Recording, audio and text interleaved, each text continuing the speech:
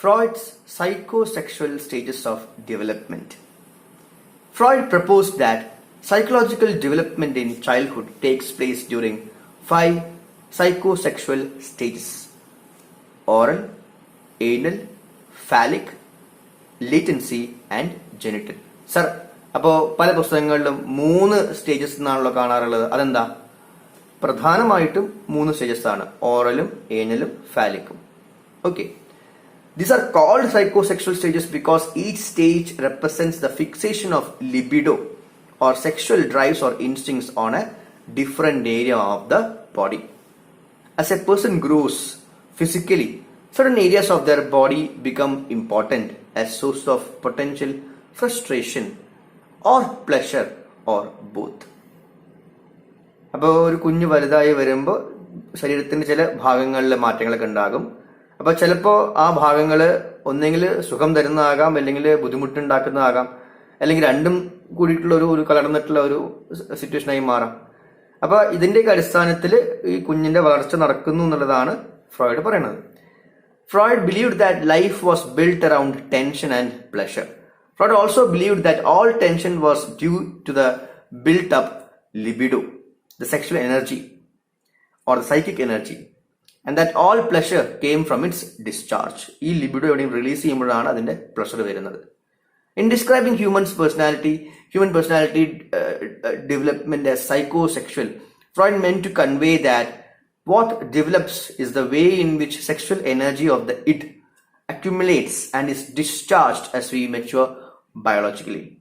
Freud used the term sexual in a very general way. നമ്മളിപ്പോൾ sexual എന്ന് പറയുമ്പോൾ it is not just the process of meeting. ഫ്രോയിഡിന്റെ യൂസിൽ sexual നമ്മുടെ ലൈഫിനെ തന്നെ ഡിക്റ്റേറ്റ് ചെയ്യുന്ന വളരെ ജനറലായ രീതിയിലാണ് ഈ സെക്ഷൽ എന്ന വാക്ക് ഫ്രോയിഡ് ഉപയോഗിച്ചിരുന്നത്. സൈക്കിക് എനർജി എന്ന രീതിയിലാണ്. It's not just sexual energy. It is something which creates life and sustains us as biological beings. Freud stressed that the first 5 years of life are crucial to the formation of the adult's personality. The id must be controlled in order to satisfy social demands. This sets up a conflict between our frustrated wishes and social norms. The ego and superego develop in order to exercise this control and direct the need for gratification into socially acceptable channels. സമൂഹത്തിൽ എല്ലാവർക്കും അംഗീകരിക്കാൻ പറ്റുന്ന രീതിയിലുള്ള പ്രവൃത്തികളിൽ നമ്മൾ ഏർപ്പെടണം. അല്ലാണ്ട് എനിക്ക് സുഖം കിട്ടണം വെച്ചിട്ട് ഞാൻ തോന്നിയ പോലെ ചെയ്യാൻ നിന്നാൽ പ്രശ്നങ്ങൾ ഉണ്ടാകും. അപ്പൊ ഇത് നടക്കാൻ വേണ്ടിയിട്ട് അങ്ങനെ സമൂഹത്തിന് ഉതകുന്ന രീതിയിൽ, അല്ലെങ്കിൽ സമൂഹത്തിന് പ്രശ്നങ്ങളില്ലാത്ത രീതിയിൽ നമ്മുടെ ശരീരത്തിനെ നിയന്ത്രിക്കുക, അല്ലെങ്കിൽ നമ്മുടെ മനസ്സിനെ നിയന്ത്രിക്കുക എന്നുള്ളതാണ് ഈഗോന്റെയും സൂപ്പർ ഈഗോന്റെയും ഒക്കെ ജോലി. ഇതിൽ കോൺഫ്ലിക്റ്റ്, ഒരാളുടെ മാനസികമായ വളർച്ചയിൽ ഒരു പ്രശ്നം വരിക, അതിനെ ദൂരീകരിക്കുക. ഈ കോൺഫ്ലിക്റ്റ് വളരെ ഇമ്പോർട്ടൻ്റ് ആയിട്ടുള്ളൊരു കാര്യമാണ്. Each of the psychosexual stages is associated with a particular conflict that must be resolved before the individual can successfully advance to the next stage. The resolution of each of these conflicts requires the expenditure of sexual energy, and the more the energy that is extended at a particular stage, the more the important characteristics of that stage remain with the individual as he or she matures psychologically. ഇപ്പോൾ 3 stage നമുക്ക് എടുക്കാം. ഇപ്പോൾ oral, anal, phallic. അപ്പോൾ ഈ ഓരോ സ്റ്റേജിലും ഓരോരോ കോൺഫ്ലിക്റ്റുകൾ ഉണ്ടാകാം, ഓരോരോ ബുദ്ധിമുട്ടുകളൊക്കെ ഉണ്ടാകാം. അപ്പോൾ ഈ ബുദ്ധിമുട്ടുകളെ ദൂരീകരിക്കാൻ വേണ്ടിയിട്ട് നമ്മൾ സൈക്കിക് എനർജി യൂസ് ചെയ്യുന്നുണ്ട്. അപ്പൊ ഏതെങ്കിലും ഒരു സ്റ്റേജിൽ കൂടുതൽ എനർജി യൂസ് ചെയ്യേണ്ടി വരികയാണ്, കാരണം അവിടെ ഒരു പ്രത്യേകതരം ഫിക്സേഷൻ ഉണ്ടായി, അവിടെ നമ്മൾ സ്റ്റക്കായി പോയി എന്ന് വെക്കുകയാണെങ്കിൽ ആ സ്റ്റേജിൻ്റെതായിട്ടുള്ള ചില സവിശേഷതകൾ നമ്മുടെ പേഴ്സണാലിറ്റിയിൽ, അഡൽട്ട് പേഴ്സണാലിറ്റീനെ അത് സ്വാധീനിക്കും എന്നുള്ളതാണ് ഫ്രോയിഡ് പറയുന്നത്. To explain this, Freud suggested the analogy of military troops on the march. ഇപ്പോൾ ഒരു ഗ്രൂപ്പ് ഓഫ് സോൾജേഴ്സ്, പട്ടാളക്കാർ ഇങ്ങനെ നീങ്ങുകയാണ്. As the troops advance, they are met by opposition or conflict. If they are highly successful in winning the battle or resolving the conflict, then most of the troops, troops known as libido, they will be able to move to the next battle. But the greater the difficulty encountered at any particular point, the greater the need for troops to remain behind to fight, and thus the fewer that will be able to go on to the next confrontation. പട്ടാളക്കാര് യുദ്ധത്തിന് പോകുമ്പോൾ ഒരു ശത്രുവിനെ കണ്ടു. ശത്രുവിനെ തോൽപ്പിക്കാൻ വേണ്ടി അവിടെ നമ്മൾ സമയം സ്പെൻഡ് ചെയ്തു. അവിടെ ഈ ശത്രുക്കൾ ശക്തരാണ് എങ്കിൽ കൂടുതൽ സമയവും കൂടുതൽ ആളുകൾ അവിടെ വേണ്ടി വരും. അപ്പോൾ അടുത്ത ഘട്ടത്തിലേക്ക് പോകാൻ കുറച്ച് ആളുകൾക്ക് മാത്രമേ പറ്റുള്ളൂ. അതുപോലെയാണ് ഈ എനർജി എന്നുള്ളതുമാണ് ഫ്രോയിഡ് പറയുന്നത്.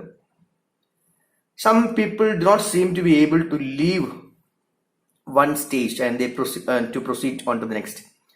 One reason for this may be that the needs of the developing individual at any particular stage may not have been adequately met, in which case there is frustration.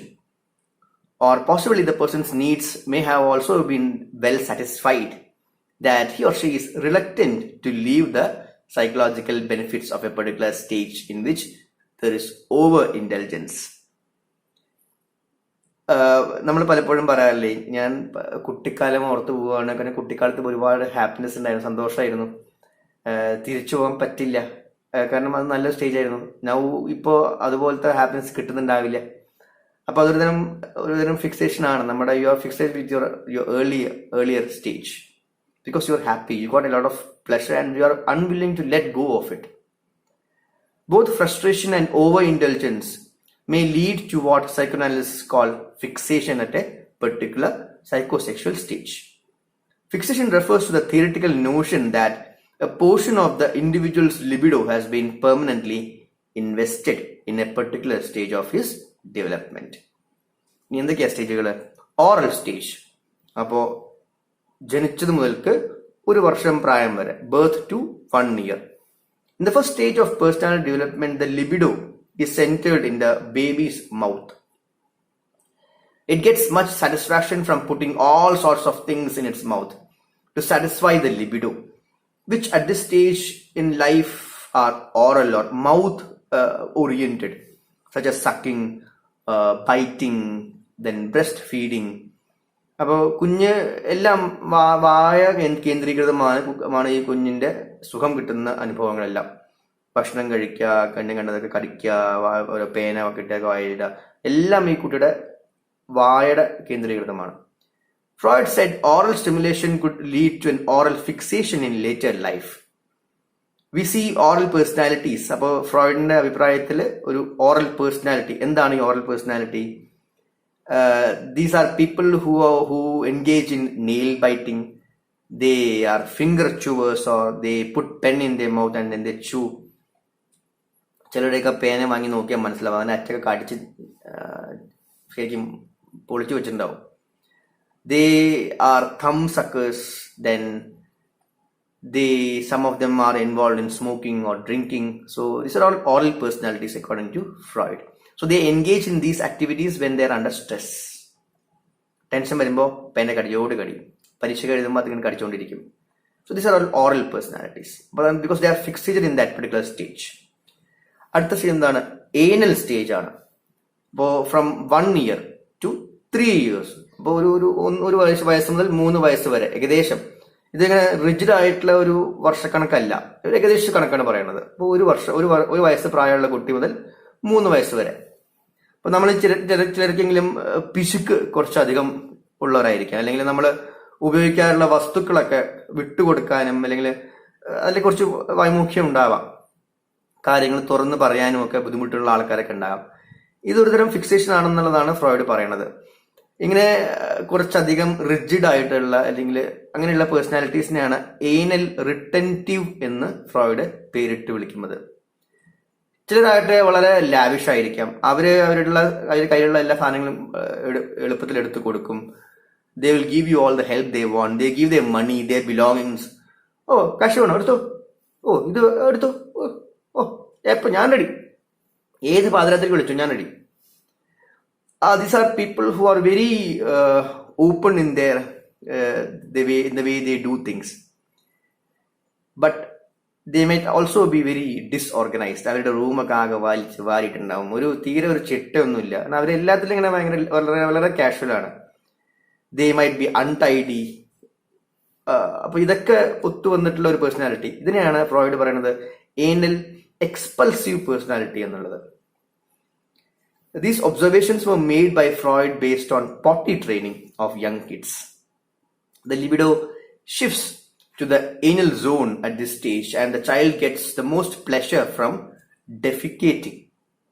The child is now fully aware that they are a person in their own right, and that their wishes can bring them into conflict with the demands of the outside world. Their ego has developed. Freud believed that this type of conflict tends to come to a head in potty training, in which adults impose restrictions on when and where the child can defecate. The nature of this conflict, this first conflict with authority, can determine the child's future relationship with all forms of authority.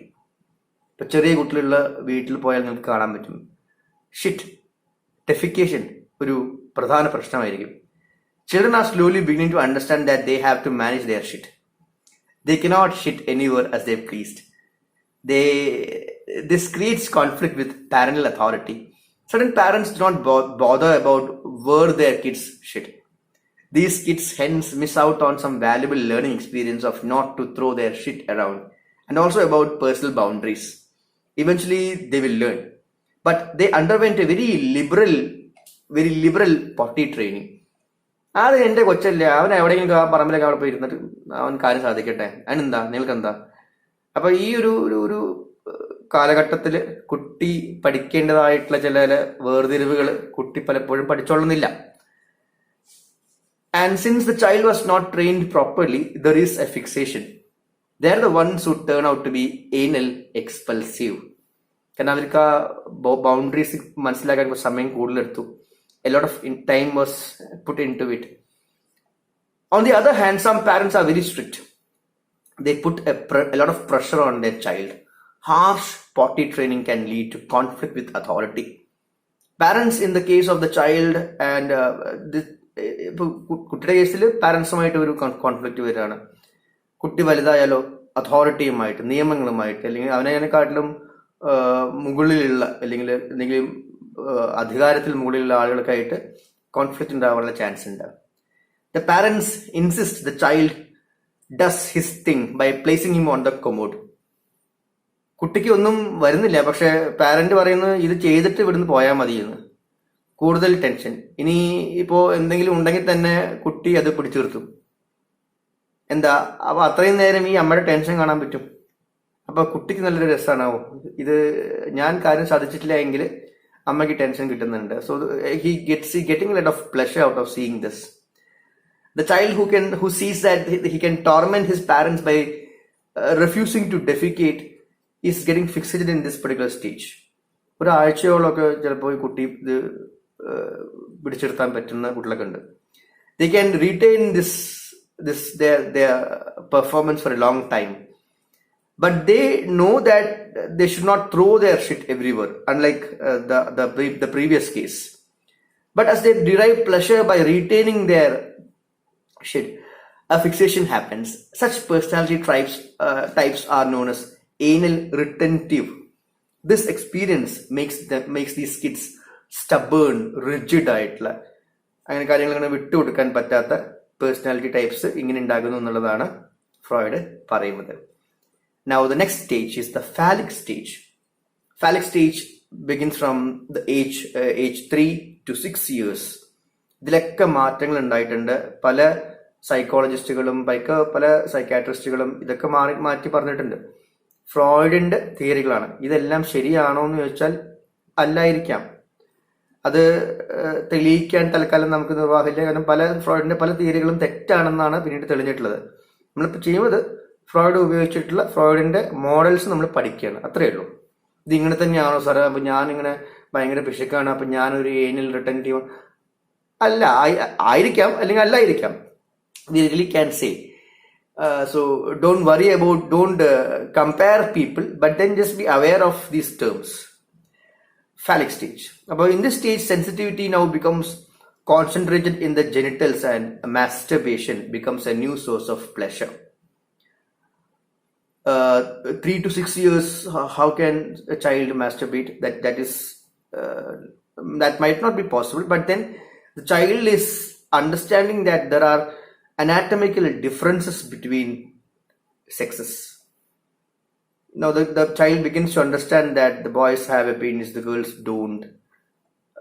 They have a vagina. So this difference is slowly beginning to sink into the children's mind. The child becomes aware of the anatomical sex differences. This sets into motion the conflict between erotic attraction or resentment, rivalry, jealousy. ഇപ്പോൾ ഫ്രോയിഡിന്റെ കേസിൽ ഈ ഒരു സ്റ്റേജിലാണ് ഇഡീപ്പസ് complex ഒക്കെ ഉണ്ടാകുന്നത് ബോയ്സിൽ, Electra complex ഗേൾസിൽ ഉണ്ടാകുന്നുണ്ട്. This is resolved through the process of identification, which involves the child adopting the characteristics of the same sex parent. ഇപ്പോൾ ഒരു ആൺകുഞ്ഞിന് അമ്മയോട് അടുപ്പം തോന്നുകയാണ്. അപ്പോൾ അമ്മ കുഞ്ഞിൽ നിന്ന് അകറ്റുന്ന ആരാണ്? അച്ഛനാണ്. അപ്പൊ അച്ഛനെ ഒരു ശത്രുവായിട്ട് കാണുന്ന ഒരു സിറ്റുവേഷൻ. ഇതാണ് ഇഡിപ്പസ് കോംപ്ലക്സ് കൊണ്ട് ഉദ്ദേശിക്കുന്നത്. അതുപോലെ തന്നെ ഇലക്ട്ര കോംപ്ലക്സ്, പെൺകുഞ്ഞിന് അച്ഛനോട് ഒരു അടുപ്പം തോന്നുകയാണ്. അപ്പോൾ അച്ഛന്റെ സ്നേഹം പിടിച്ചു പറ്റുന്ന ആരാണ്? അമ്മയാണ്. അപ്പൊ അമ്മയോട് ഒരു അകൽച്ച തോന്നുകയാണ്. ഇത് ഫ്രോയിഡ് പറഞ്ഞിട്ടുള്ള കാര്യമല്ല, പിന്നീട് വന്നിട്ടുള്ള സൈക്കോ അനലിസ്റ്റുകളാണ് ഈ ഇലക്ട്ര കോംപ്ലക്സിനൊക്കെ ഡെവലപ്പ് ചെയ്യുന്നത്. ഇഡിപ്പസ് കോംപ്ലക്സ് സൊഫോക്ലീസിന്റെ നാടകത്തിൽ നിന്ന് ഫ്രോയിഡ് കൊണ്ടുവന്നിട്ടുള്ള ഒരു ടേമാണ് ഇഡിപ്പസ് കോംപ്ലക്സ്. ഇഡിപ്പസ് എന്ന കഥാപാത്രം, ഇഡിപ്പസ് എന്ന രാജാവിന്റെ കഥയിൽ നിന്ന് ആണ് ഈ കോൺസെപ്റ്റ് കൊണ്ടുവരുന്നത്. അപ്പൊ ഇതൊക്കെ നടക്കുന്ന ഈ ഫാലിക് സ്റ്റേജിലാണ്. ഫാലസ്, ഇത് പീനിസ് മാത്രമല്ല, it also represents A kind of patriarchal scenario. Okay, അപ്പൊ ഇതാണ് പ്രധാനപ്പെട്ട 3 സ്റ്റേജുകൾ. ഇതിനു ശേഷം ലേറ്റൻസി സ്റ്റേജ് ഉണ്ട്. അപ്പോൾ 6 വയസ്സ് മുതൽ പ്യൂബർട്ടി വരെ, മെച്യൂരിറ്റി എത്തുന്നത് വരെ. ഇതിൽ no further psychosexual development takes place during this stage എന്നാണ് ഫ്രോയിഡ് പറയുന്നത്. അപ്പൊ ലിബിഡോ ഡോർമെന്റ് ആണ് ഇത്ര. Freud thought that at most sexual impulses are repressed during the latent stage. Latent ആണ്, ഹിഡൻ ആണ്. അപ്പൊ ലിബിഡോ എല്ലാം ഹിഡൻ ആയിട്ട് വെക്കുകയാണ്, റിപ്രസ്ഡ് ആണ്. Sexual energy can be sublimated. അപ്പൊ എന്താ, സ്കൂൾ വർക്ക് ചെയ്യാനും ഹോബീസിനും ഫ്രണ്ട്ഷിപ്പിനും സ്പോർട്സിനും ഒക്കെ ഈ കുട്ടിയുടെ ലിബിഡനസ് എനർജി ഉപയോഗിക്കുകയാണ്. Much of the child's energy is channeled into developing new skills and acquiring new knowledge and play, and then becomes and children begin to play with the same with children belong to the same gender.